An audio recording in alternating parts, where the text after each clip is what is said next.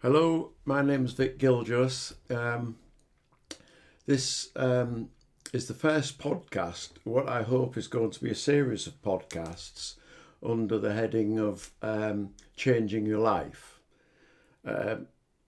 Because it's changed mine and others I've dealt with in the past, helped change their life for the better. That's what it's all about. Essentially, it's about helping to show you that there is no need to suffer because of a misunderstanding we have about life and how we tick. So there's a lot into that which I want to go into, unpick or go into the details in a short while. But I like to start off here by talking as to why I'm doing this. Well, why I'm doing this is because in this type of thing, it helped me quite a long time ago to get back to myself and be happier, for want of a simple word to call that, because there's many words you could use like inner peace, joy, etc. But that's linguistics, that's just words. But I want to show you what this is about, how it can help you. It does work, believe me. And how I got into this is, I like the hero's journey, and I'm not a hero, but it's just a kind of how things go. I was very much not in touch with who I was or what was going on with how I felt about life, because I was just getting on with life as a young man. I was brought up with two other brothers. I went to a boys' school.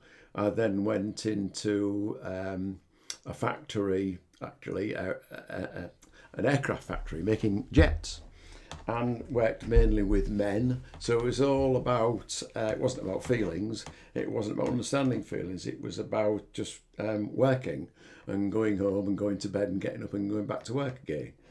And so what happened with me was that I suppose I was ambitious.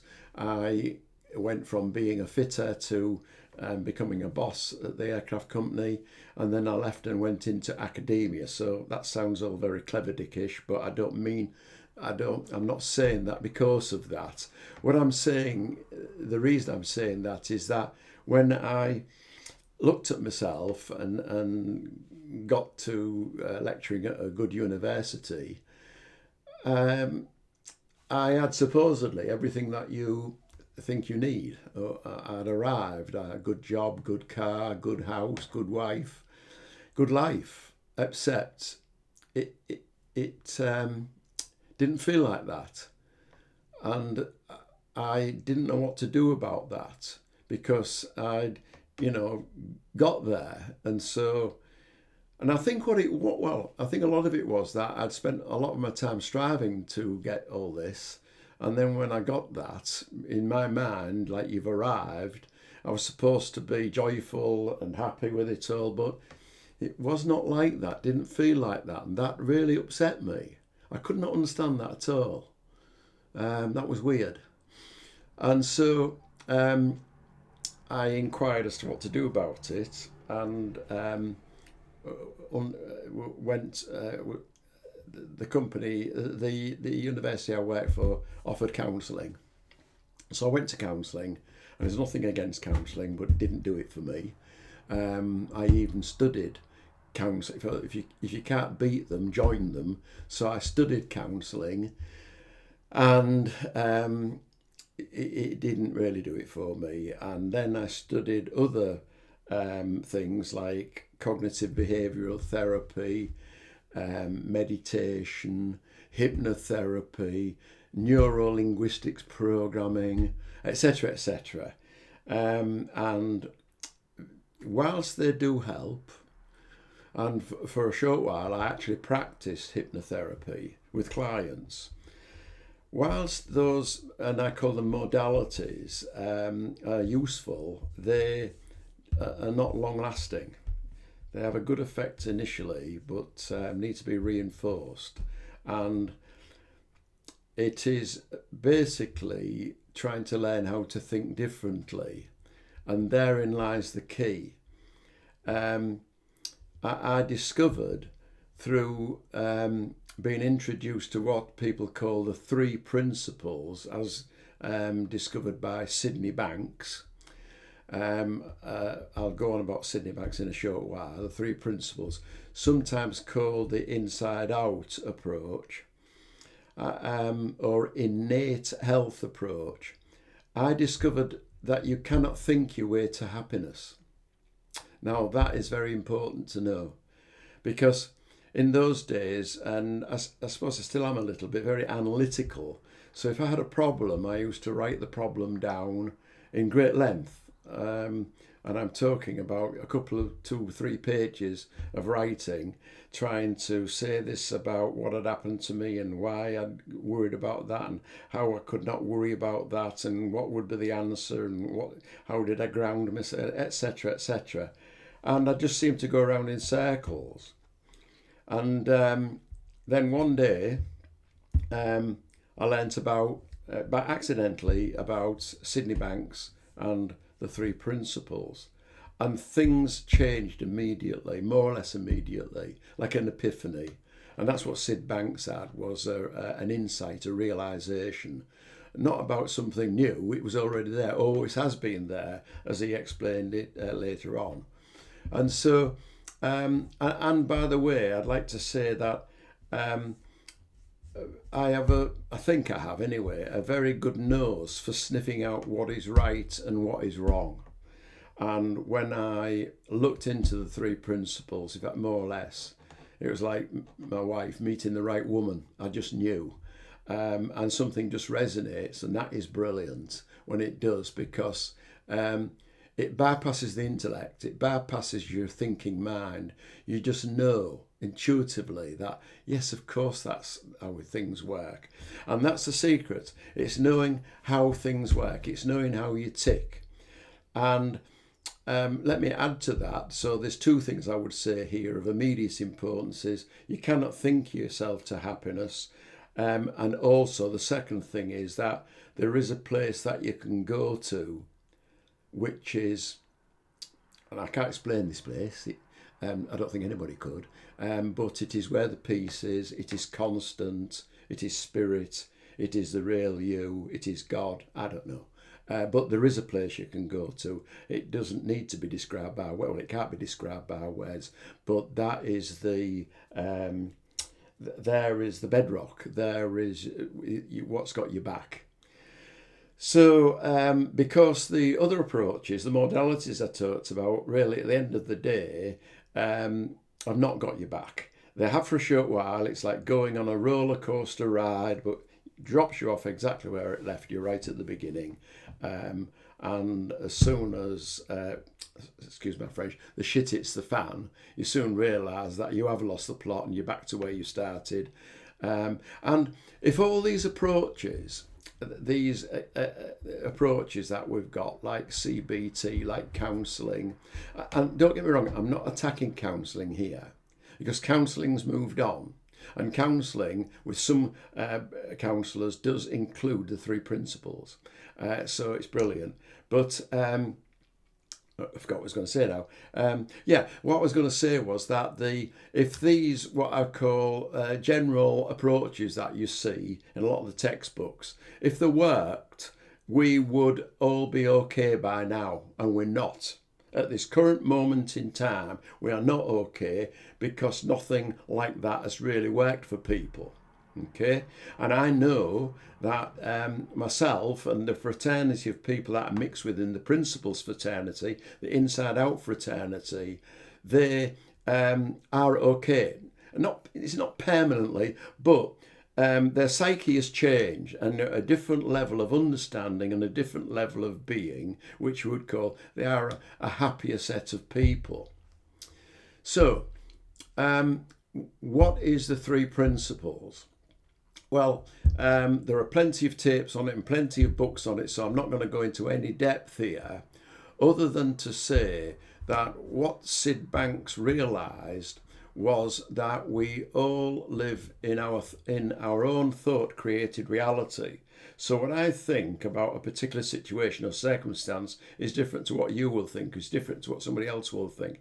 So in that sense, what is the truth? Well, we all have our own particular truths. One of the things that happened with Sydney Banks in all this is he went to a conference. Now, let me just stop here and say Sydney Banks was not an academic. He was not a counsellor, a psychoanalyst. He was not what you call a thinking man. He was a welder, right? And he went to a conference because he was trying to make his marriage better. And at the break time of this conference, like anger management and treat your partner good and understand your partner, that type of thing. One of the professors who was giving one of the talks sat next to Sid just accidentally, and Sydney Banks got talking about his insecurity. And the professor said to him, "Sid, you only think you're insecure. You're not really insecure, you only think you're insecure." Now, apparently, that resonated with Sydney Banks at a deeper level. He's so much more into that. And hence, he, at the time, actually, much to the chagrin of his wife and close friends, said, "I've seen the light. I know what God is. I know what peace is. I'm going to talk about this to colleges and universities across the world and conferences, and people are going to learn what I know." He just had a knowing. And people actually saw a visible change in the man. In other words, from being a tense person, kind of a bit anxious, obviously, to being really somebody who was calm, collected, and just knew what was what, and started enjoying life to its fullness. And you meet these people sometimes that they've just got the gift of life and enjoying life and being in life. And I've been fortunate enough to, because of the fraternity of principles, three principles people, of meeting people like this.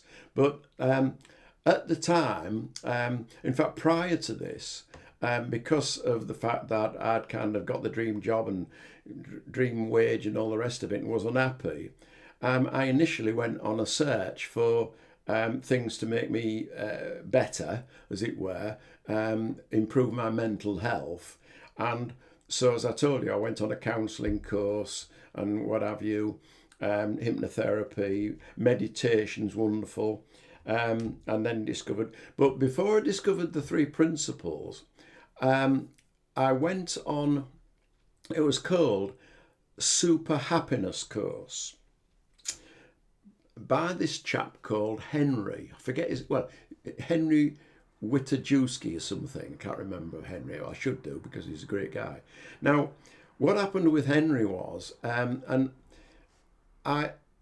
think in the first few minutes of the class, I could feel myself changing and I couldn't quite understand why. And I was very critical of Henry in the first week and in the second week, although there were others in the class, I was arguing with him, trying to disagree with him. And what I did was I came back from the break early one day. I think his class lasted about 2 hours. So we had a break. I came back early and had not a row, not an argument with Henry, but was basically trying to disagree with what he was saying and get to criticise. And he took me to the board and he got a little stub of chalk, and that was in the days when we had proper blackboards, and wrote on the board, "It works." And he said, "Vic, it works." And I had to admit it did. I thought, "Crikey, Henry, you're right. You are right." Now, I won't go into the detail of all that because there's a lot more juice in the principles work. And by the way, I'm not always going to talk about the principles. This is just the first video.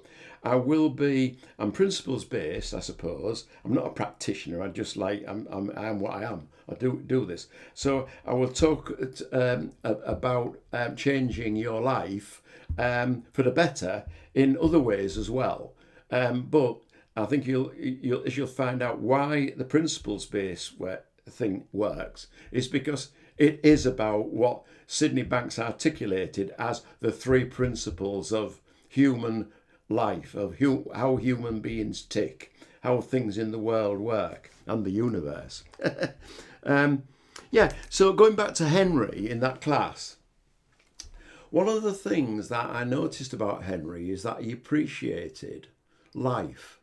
He would sit there with a cup of coffee and savour it, and he would say, "Oh, this is good coffee." And that was a big lesson, that he'd learnt that secret of appreciation. Wonderful. That, and he also talked about the downside of life and how life's blows can bend us in a particular direction and taint us and get us all kind of gnarled and horrible about things because we think things are gnarled and horrible when they're really not, when things are actually neutral, and it's how we take it to be. But anyway, enough of that. So that's one big lesson, is appreciation there. The other big lesson, before I go on to the principles, is that what I've found is that I think every week I must look at or read or listen to something that is what we call mind, body, spirit. Those type of that type of material, and I think it alters your psyche. It's the opposite, I suppose. Is kind of arguing all the time, watching soaps where people are arguing all the time, arguing with other people all the time. Believing that everything in the world is terrible, which often it is. But what I'm saying is kind of, it's like watching a movie or Netflix where, and I do this, I watch a series, in the first 5 minutes there's 100 people killed, but really believing that life is like that. And sometimes for some people it might be. But what I found is that when you start to look at the good side of things, the appreciative side of things, the beauty of things, where the peace is, where the knowings are, where everything that's what you want and need is there, that it just sinks into your psyche, it sinks into your consciousness, and you start to look at the world differently, not through rose-coloured, it's not about being Pollyanna, it's not about pretending, it's real. Because it's not out, and there's nothing out there to hurt you in reality, and as I will explain. So I'll go back onto the three principles.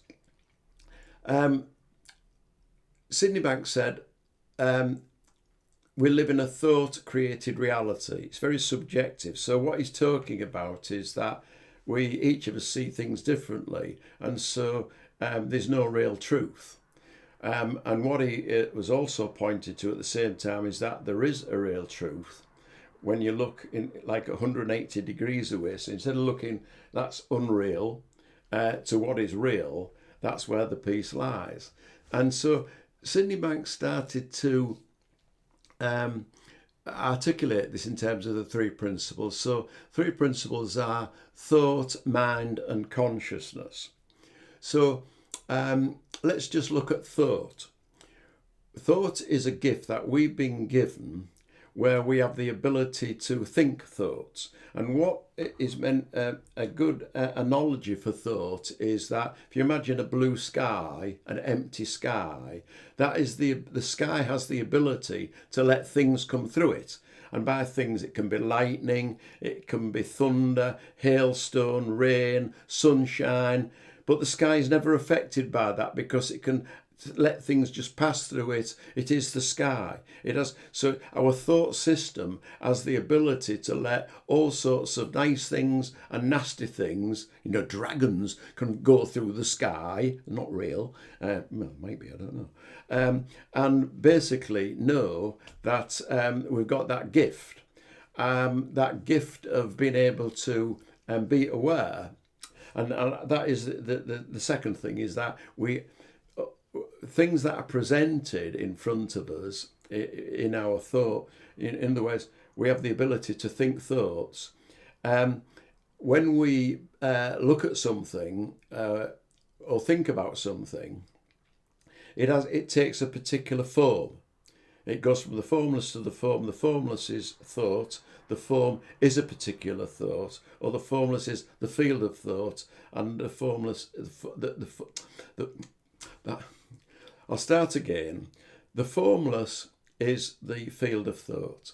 The form is the form that particular individual thoughts can take, which are very subjective. And the reason they're subjective is because we look at them through our own conditioned eyes, through our belief systems, how we've been brought up, how we've been taught, the environment that we live in. So in other words, given the same kind of outside expressions and influences, somebody 100 years ago would think about it differently to somebody today.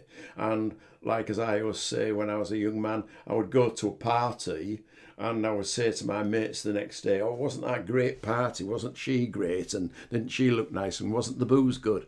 And they would say, what? What are you talking about? They'd been to an entirely different party, yet it was the same party.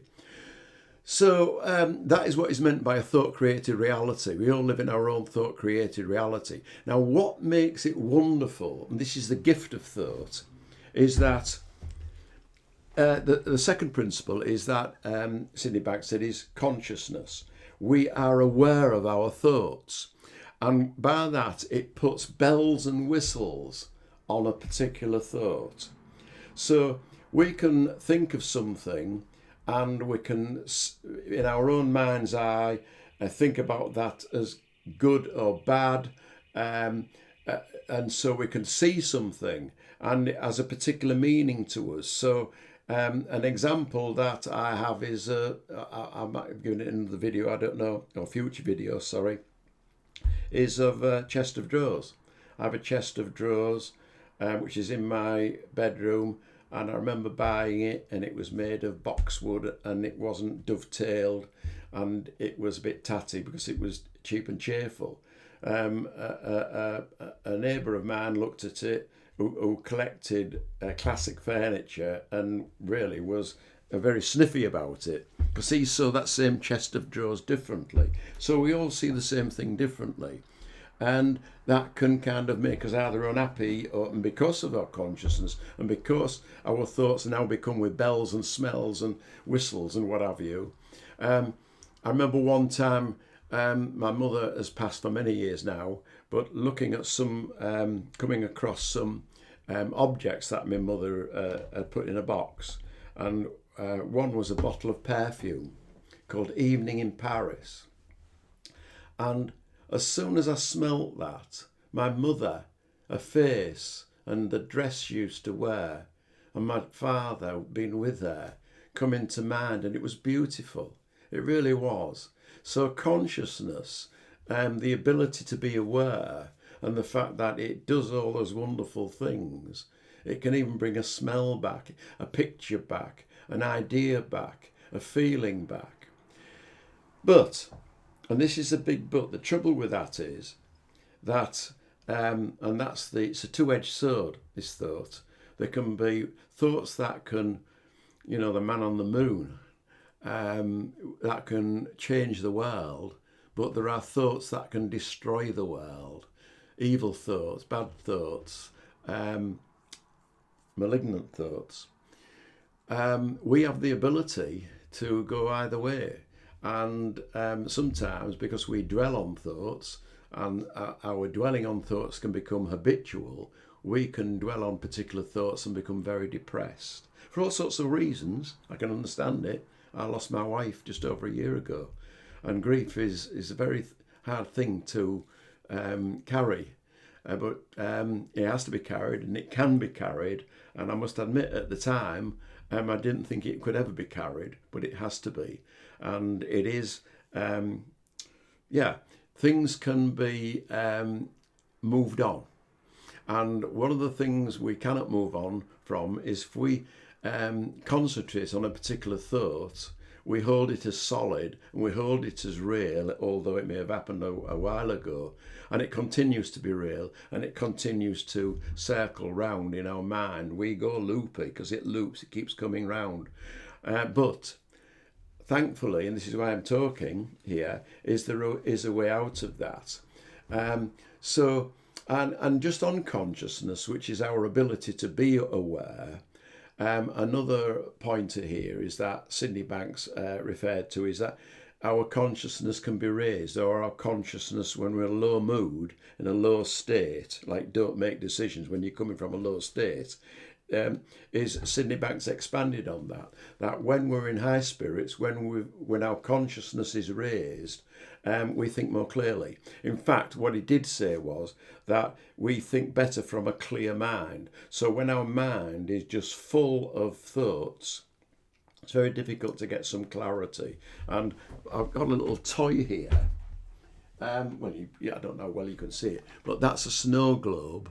And so when you can't see it very well, but it's supposed to be all little bits floating around, so you can't see the little smiley man in the middle very well when that globe is shaken, meaning when your head's full of thoughts, it's very difficult to get some clarity until the little things settle, until your mind settles, and that means your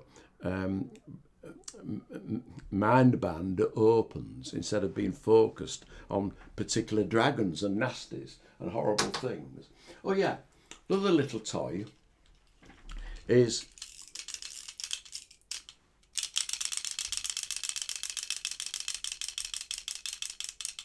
that's me. Is that when a feeling comes upon us, bad or good, our mind gives it a narrative, chats away about it. And that narrative is always based on preconceptions, our conditioning, our beliefs. Going back to those thought-created realities, which aren't necessarily true. They are what we make up because of who we are. And you might be thinking, well, we are who we are. No, we are more than that. There's a real self. Our essence is much deeper than that and has the answers. Our learned self only knows so much.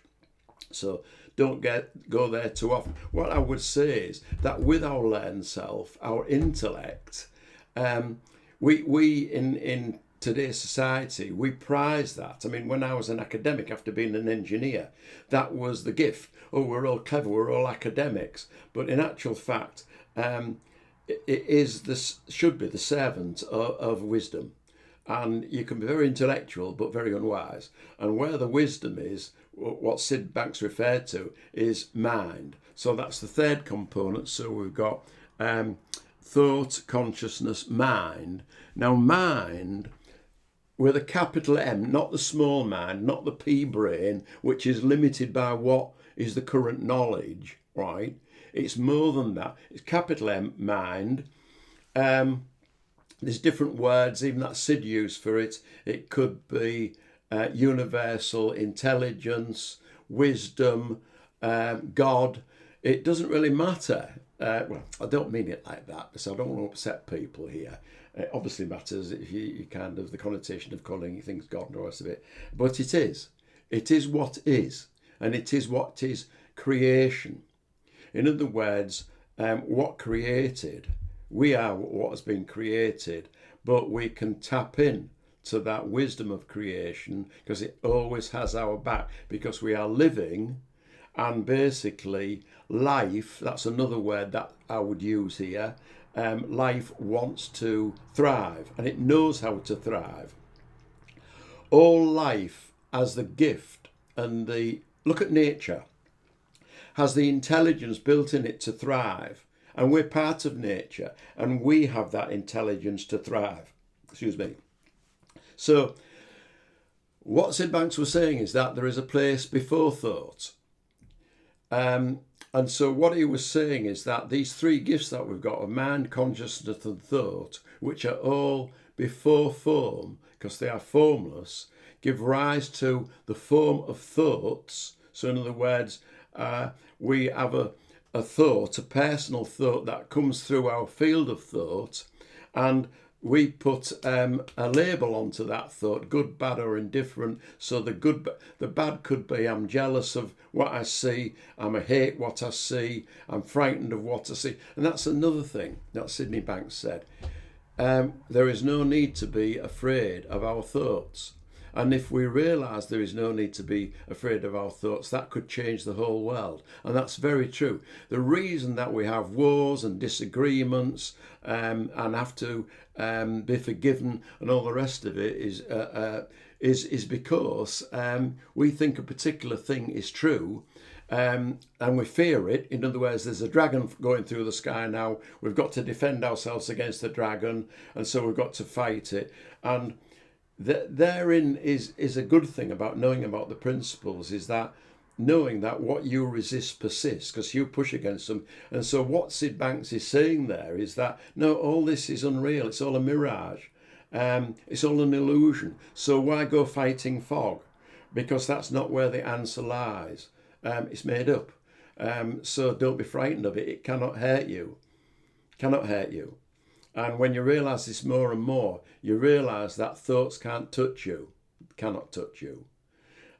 Obviously, what I'm talking about, in a given terrific situation of like a car coming towards you or something that could harm you, well, you don't have to think, because you jump out of the way. And that is one of the things, is that we are built to survive. If we put our hand on a hot stove, we soon take it off. It doesn't go through, my hand is burning, what shall I do next? What does the manual say? Oh, hand on stove, remove hand immediately. No, it does it for us. So we're built to thrive. We're built to overcome real danger. Worry is not a real danger. It is thinking the danger is real when it isn't. And why are we built so perfectly in that sense, physical sense? Oof, that was hot. Is that also any stress is a signal? When this is not me being profound, no. But what I'm saying is profound. It's a big difference. Is it a signal to get out of your head and thinking about things? And as soon as you realise you're in stress, you're realising that you're up in your head about stuff, and then going away from thought and before thought into mind. The universal intelligence that is always there, that has got your back, that can offer you wisdom. That is the signal to go there. And but let's not kind of say, all this stress and what have you is all in the mind.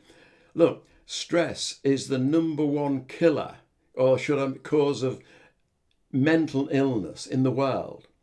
People having stressful thoughts. They get depressed. They can even go to committing suicide. All sorts of illnesses, they are rooted in stress. Mental health issues are rooted in stress. But what Sid Banks said was, I forgot to say this, I should have said it right at the beginning. Sydney Banks said, everyone, you, me, are innately okay. Underneath all that, we're okay. It's just a thought. And so what happens is, and look at the works of Amy Johnson, Dr. Amy Johnson, who says, well, what the mind does is a thought comes into the mind, and what it does is it looks at where you are now and says, oh, you're here with this is your life, but your life should be like that. That's called ego. And what we do is spend our time running wild goose chases, trying to get from where we are now to where we think we should be. And there's nothing wrong in striving. But what I'm saying is that when we get that as a way of being, and remember we are human beings, so because we're human, that's what we do, we can end up kind of running around trying to satisfy what our mind is trying to do, is trying to help us, but our mind has not got the answers. This is the secret. We are innately okay. The mind always thinks we're not, always gets us to worry. That's why we lose sleep, and therefore we run around trying to do things. Now, what I'm saying is that when you calm down to all this and understand what the game, because it is, understand what is really going on, okay, and start playing, that with the house, because it doesn't matter if you lose money if you're playing with the house. I would say that going to mind is playing with the house's money. Doesn't matter if you win, doesn't matter if you lose. Every time, every day, you go home with the money that house gives you for good wages, looks after you, and the next day is another day. Whereas with worry, which is a man-created thing, it's just an illusion. And I'm not poo-pooing that in the slightest. I'm not. But the point is, when we wake up to the fact that our mind... Look, if we want to be miserable, and it's quite easy to do, fill your boots and see what it does for you. Well, I know, and a lot of other people know, it doesn't do anything. It just drags you deeper and deeper into it. When you know there is a way out, when you know that mind has your back, then that's where you can go to. And how do you go there? Well, people have written books on this, but one of it is just understanding the principles that our life, we are not affected by the outside environment and circumstances. It's how we interpret it. And so it doesn't come from the outside as being upset. I can go to that party and be happy. Somebody else goes to the same party and is upset. It's what is... so it's not that's upsetting us. If it does upset us, it's come to us. It's us that are doing it. Now, so the downside of this, I suppose, is that you could say, oh, so I'm to blame. I always say, yeah, you are to blame. Keep on being miserable, fill your boots with it, take some tablets for it. Best of luck. And I'm sorry, I'm offending a lot of people here. I must be, and I don't mean to, because this is serious stuff. But what I'm saying is, when you actually get it, when it actually clicks that it is inside out, not outside in, then you start to, wrong way to take responsibility for it. But the point is the answer to it is that it is a misunderstanding about life and the way we think and the way we behave that causes our upsetness in life. And once we get the understanding right, that evaporates, and our psyche alters. We start to see through the mist or the lens of thought-created unhappiness. Now, in other words, I mentioned the word portals here to it, or mentioned the word, how do we get there? Well, we get there through meditation helps. I've done a lot. Yeah, that settles our mind. Let's all this kind of thing settle down and stops this mental chatter. That's the killer. That's the depressor. And there is a place we can go to, which is inside. Now, I don't say, is it in your heart, in your lungs, in your leg? No, it's just within us. And that's a gift that we have, that we are connected to what is. I don't know how we're connected to what is. It is energy. And when that energy is up, we're up. And when it's down, we can be down. But the trouble is, when it's down, our mind gets chattering about why we're down, and then we're therefore writing reams and reams of paper in our mind of how to solve why we're down. You cannot think your way, as I've said, to happiness. So when you go quiet to your busy mind, when you settle down and start to realise that a lot of our thoughts we should not take seriously. In fact, because we make them up. And of course, don't get me wrong, it's nice to think of a lovely past. I like to think of my wife. It's nice to think of a hopeful future. But those things in actual fact in the present moment don't exist. What exists is what is happening with our mind in the present moment. And if our mind is on maladjusted thoughts, miserable thoughts, we're going to be miserable. Because if you have a thought that is miserable, you have a feeling that is miserable. If you have a thought that is happy, you have a feeling that is happy. But there is a deeper feeling. And that goes, it's hard to describe, deeper feeling of peace, contentment, wholeness, oneness, just being. So we have this human life, the thrills and the spills, that's human. Being is just oneness. And I won't start talking about duality here. So yeah, quietness can get us there. Being in the present moment can get us there, because we're often up in our head about the past and the future in bad ways. Well, let me give you an example. When I was a young man doing my PhD, developing my PhD ideas, one thing I learned straight away was to get my intellect. Get my intellect out of the way. And so what I did was, and what I mean by that is I said, I suppose this is it. What is the problem I'm trying to solve? I had to get very clear on that. So I suppose that's where the intellect comes in. What is the problem? Because I wanted answers. The intellect couldn't give me answers, because the answers weren't in a textbook. They weren't in a professor. They weren't there. They did not exist. They had not been created.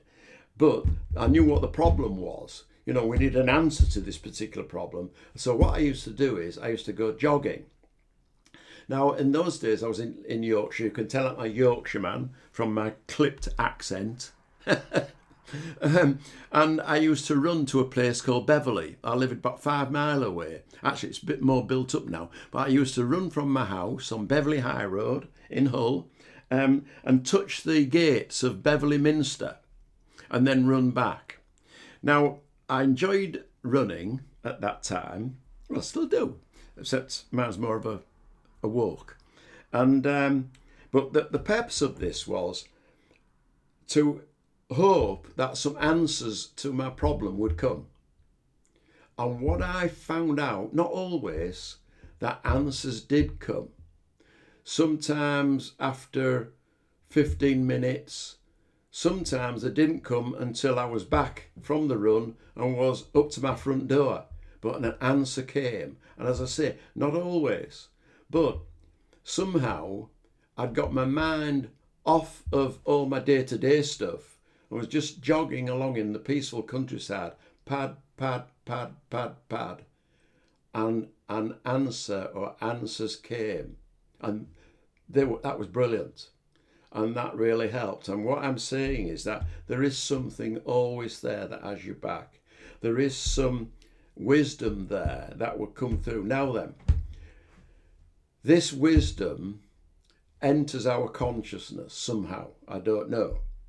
But in my belief, it only enters your consciousness when your consciousness is attuned to it.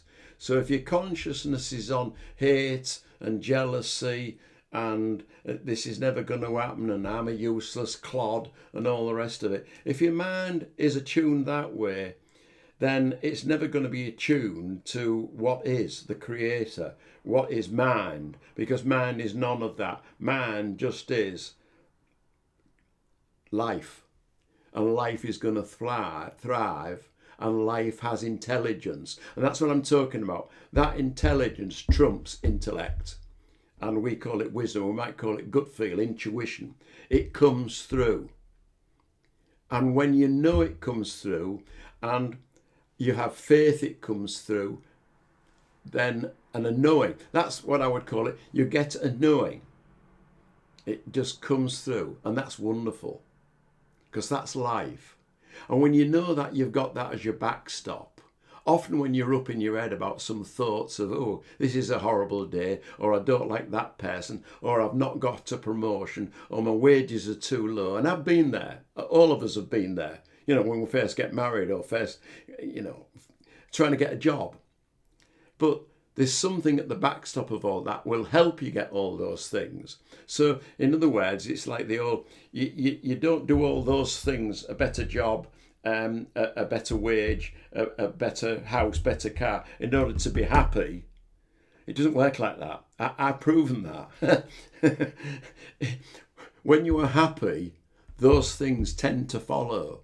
And that's very important to know. And when you're happy is when you're being with your true, authentic self, your real self, not your thought self. Because there is an essence, there is you, the real you. Now, I've blabbed on quite a lot, and there's a lot to listen to here, but there's loads on the internet. It's just that what I'm hoping to do with these set of podcasts under the title of Changing Your Life is to, well, fortnightly or maybe weekly, if I can, is do a podcast which you can get through YouTube. And I'm going to put it on another platform, Spotify, I think I'll do that, so that you can, and whatever is the flavour of the week, in other words, basically it's what comes into my head to talk about in line with this, which is based a little bit, obviously, on not a lot on the three principles, but other things as well. So that's why I'm doing it.